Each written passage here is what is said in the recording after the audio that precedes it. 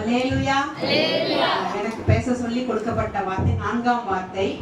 அது மத்தேயு 27ஆம் அதிகாரம் 46வது வசனத்தில் சொல்லப்படுது. 9ஆம் மணி நேரத்தில் இயேசு ஏலி ஏலி லாமா சபக்தானி என்று மிகுந்த சத்தமிட்டு கூப்பிட்டார்.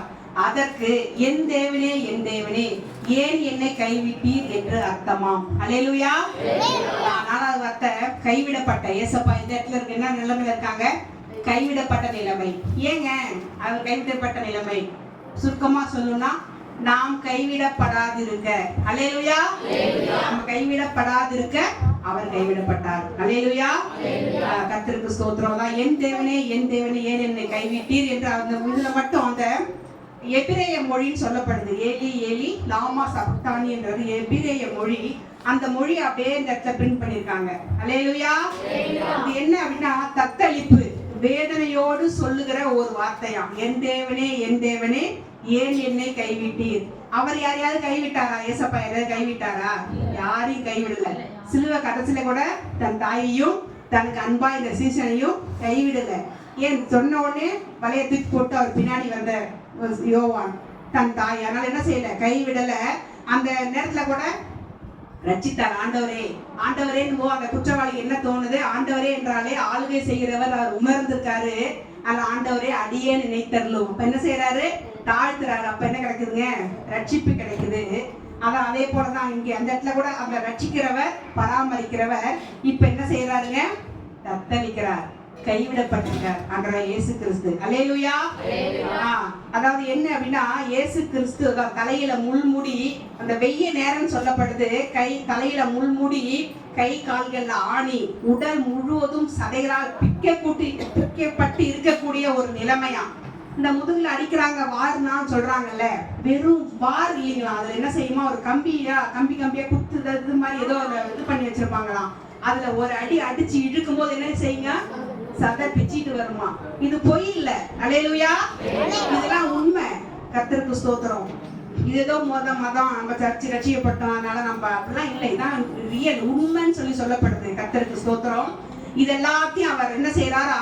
பொறுமையோடு சகித்து கொண்டிருக்கிற நிலைமை. இப்ப நம்ம உங்களை யாராவது கூப்பிட்டு லேசா கையை அப்படி அறுத்து விட்டா என்ன செய்வீங்க? அப்படி சிரிச்சு நிப்பீங்களா? தாங்கிட்டு ஊன்னு கத்தி ஊரே கூப்பிட்டு எங்க ஆஸ்பத்திரி போல நம்ம பேசுவோம் இருக்கோம் இல்லைங்களா? ஆனா ஆண்டவர் எப்படிங்க? தலையில முள்முடி, கை கால்கள்ல ஆணி, முதுகெல்லாம் அடிக்கப்பட்டு என்னது ரத்தம் ஃபுல்லா சிந்திட்டு நிலைமையில எப்படி இருக்காராம்? பொறுமையோடு சகித்து கொண்டிருக்காருன்னு சொல்லப்படுது. அல்லேலூயா. அதனால இப்ப என்ன? கைவிடப்பட்ட நிலைமை. என் தேவனே ஏன் என்னை கைவிட்டீர் அப்படின்ட்டு இங்க என்ன அப்படின்னா யாருமே தேற்றுவதற்கு ஆள் இல்லை. ஒரு விளக்கம் சொல்லணும்னா நமக்கு திடீர்னு நம்ம வீட்டுல குடும்பத்தை யாராவது இறந்துடுறாங்க, இல்லாட்டி மருத்துவமனை போய் ஆபரேஷன் பண்ணிட்டு வரணும்னு வச்சுங்களேன். அப்ப என்ன நடக்கும்? யாராவது தேற்றுவாங்கல்ல. வீட்டுல யாராவது இறந்துட்டாங்க, அம்மா இறந்துட்டாங்க, மாமா இறந்துட்டாங்கன்னா சரி கவலைப்படாதீங்க, நம்ம எல்லாம் முன்ன பொண்ணதான், நம்மளும் ஒரு காலத்தை போகதான் போறோம், நீங்க என்ன செய்ய?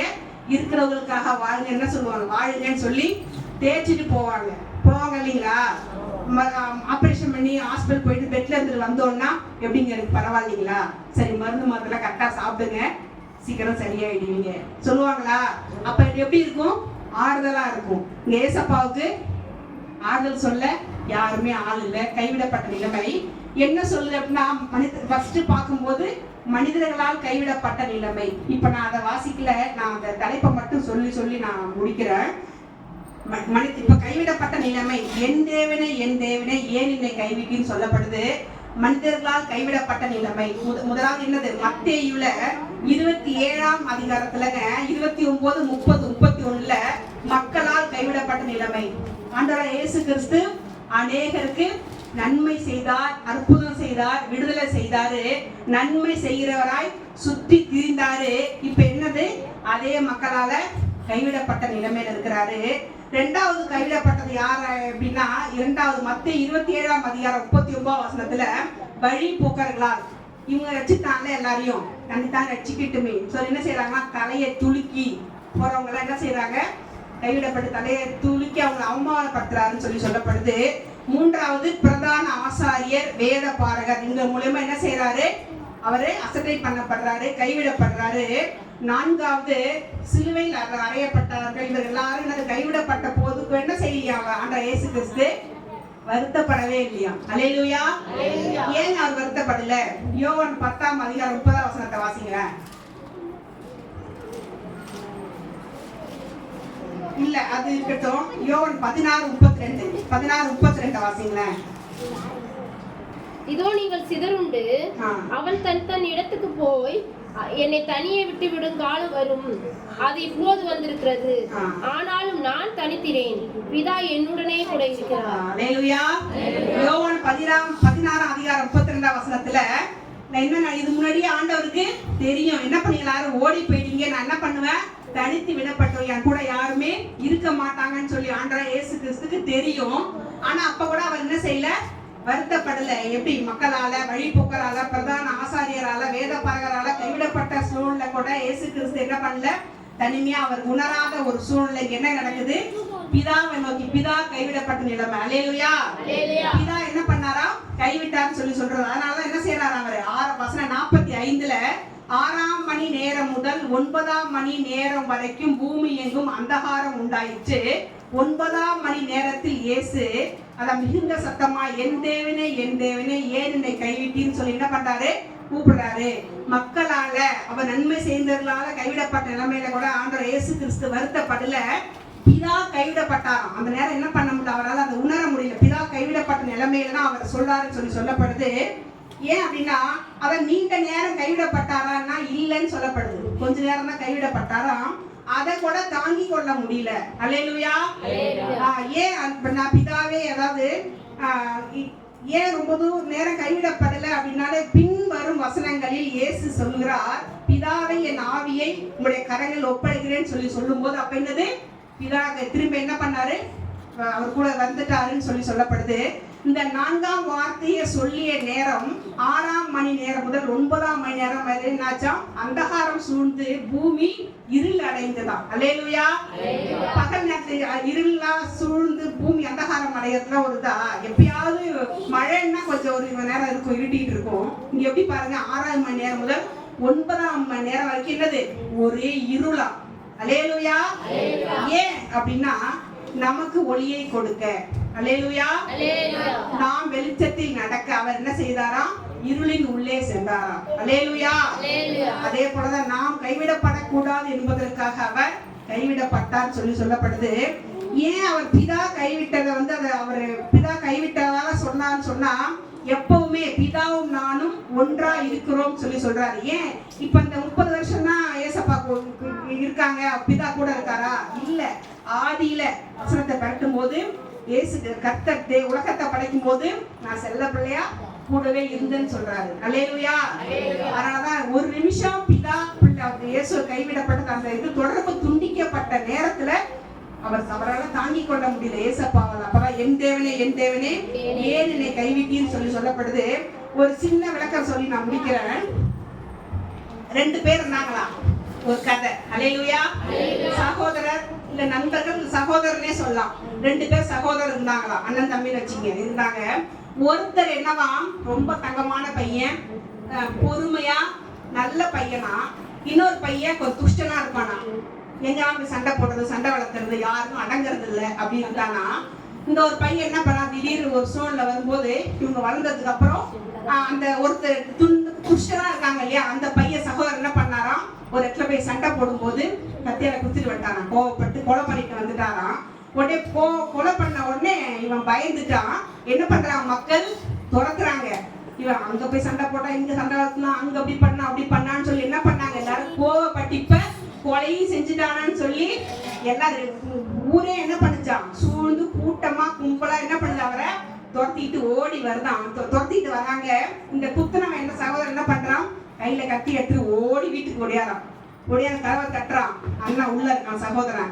கதவை திறந்துட்டு இந்த மாதிரி, நான் அண்ணன் என்னை மன்னிச்சிரு, என்னை எப்படியாவது காப்பாத்து, வெளியில கூட்டம் வருது, மக்கள் துரத்திட்டு வராங்க, நான் மாட்டினா சவுடு கூடிதான். அல்லேலூயா.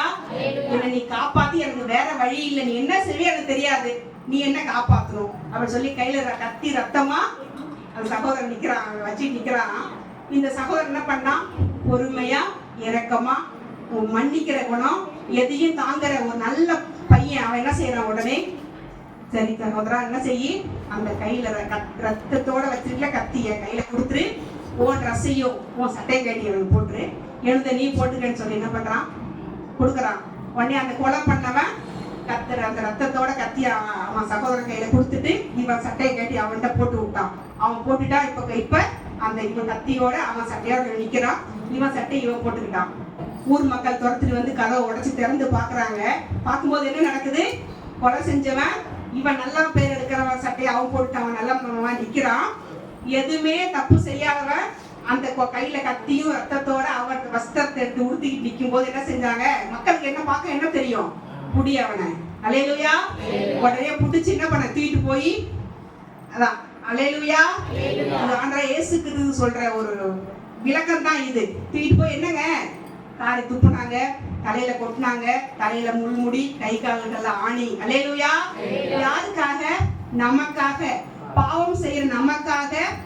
பாவமே செய்யாத அவர் என்ன செஞ்சாரு, பலியானார். அல்லேலூயா. நிறைய வேணா பேசலாம். பிதாவின் சித்தத்தை நிறைவேற்ற இயேசு இந்த உலகத்துக்கு வந்தாரு. அவர் சித்தத்தை என்ன பண்ணாரு, பரிபூர்ணமா செய்து முடித்தார். அல்லேலூயா. நமக்காக இயேசு கைவிடப்பட்டார். ஏன் அப்படின்னா நாம் கைவிடப்படக்கூடாது என்பதற்காக அவர் கைவிடப்பட்டார் சொல்லிட்டு நமக்காக மட்டுமல்ல. இப்ப வந்திருக்கோம் இல்லைங்களா, நம்மளுக்கு மட்டுமா இல்ல. அல்லேலூயா. உலகம் தோன்றின நாள் முதல் வாழ்ந்த மக்களுக்காகவும், அதுக்கப்புறம் இயேசு கிறிஸ்து காலத்துல வாழ்ந்த மக்களுக்காகவும், இன்றும் வாழ்ந்து கொண்டிருக்கிற மக்களுக்காகவும், இனி இயேசு கிறிஸ்து வருகிற நாட்கள் வரைக்கும் இருக்கிற எல்லா மாநிலத்துக்காகவும் மக்களுக்காகவும் இயேசு என்ன பண்ண, எல்லாரும் மக்களுடைய ஒவ்வொருடைய பாவத்திலிருந்து நீக்கி நம்மை பரிசுத்தமாக்கப்பட வேண்டும் என்பதற்காக அவர் மனுக்குலத்தின் பாவத்தை முழுமையாக சுமந்து அவர் தீர்த்தார் சொல்லப்படுது. அல்லேலூயா. அவர் சிலுவையிலே தொங்கிக் கொண்டு இருந்த போது பிதாவினால் கைவிடப்பட்ட நிலைமை அந்த ஒரு சூழ்நிலை அவர் அடைந்தாராம். ஏன்னா அவர் அந்த சூழ்நிலை அடையல கடைசி வரைக்கும். அவருக்கே தெரியுமா என்னன்னு தெரியாது. நீ அடிப்பட போற, உன்னை அடிக்க போறாங்க, உன்னை ஒரு மாதிரி செய்வாங்க, தூக்கி சிலுவையில உயர் நிப்பாட்டுவாங்க, நீ சிலுவையை சுமந்துட்டு போகலாம் அவருக்கு ஆண்டவர் வெளிப்படுத்திருப்பாரு. நான் உன்னை கைவிடுவேன்னு சொல்லி அவர் தெரிவிச்சிருப்பாரான்னு தெரியல. ஆனா அதெல்லாம் பொறுத்து சகித்து தாங்கி கொண்ட இயேசு கிறிஸ்துவால பிதா கொஞ்ச நேரம் சிறிது நேரம் கைவிடப்பட்டது என்ன செய்ய முடியல, அவரால தாங்கிக்க முடியல. மக்கள் எல்லாரும் கைவிட்டாங்க, அதையும் அவர் பொருட்படுத்தல. பிதா கைவிடப்பட்டது என்னது, அவரால் தாங்கிக் கொள்ள முடியாத அந்த 4ஆம் வார்த்தையை சொல்றாரு, என் தேவனே என் தேவனே ஏன் என்னை கைவிட்டீர். அவங்களுக்கு என்ன அர்த்தம்னா, அவர் கைவிடப்பட்டதாலதான் நாம் என்ன செய்யறோம், கைவிடப்படாம இருக்கிறோம். அல்லேலூயா. இதுக்கு ஒரு வசனம் பைபிள்ல சொல்லும் அப்படின்னா, ஏசாயா 54ஆம் அதிகாரம் 7வது வசனத்துல சொல்லப்படுது. கொஞ்சம் வாசிங்களேன். ஏசாயா 54:7. இவைப்பொழுது உன்னை கைவிட்டேன், ஆனால் உருக்கமான இரக்கங்களால் உன்னை சேர்த்துக் கொள்வேன். ஆமென். அல்லேலூயா. வசனம் சொல்லுது நமக்கு. அல்லேலூயா. இமைப்பொழுது கொஞ்ச நேரம் உன்னை நான் கைவிட்டேன், ஆனால் என்னது, உருக்கமான இரக்கங்களால் உன்னை சேர்த்துக் கொள்வேன் என்று கர்த்தர் சொல்றார். அல்லேலூயா. இந்த வேத வசனம் நிறைவேற. அல்லேலூயா. இயேசு கைவிடப்பட்டார். கர்த்தருக்கு ஸ்தோத்திரம். ஒரு பாடல் பாடி முடிக்கிறேன். பின்னே நடந்த அன்பின் சீஷன் போ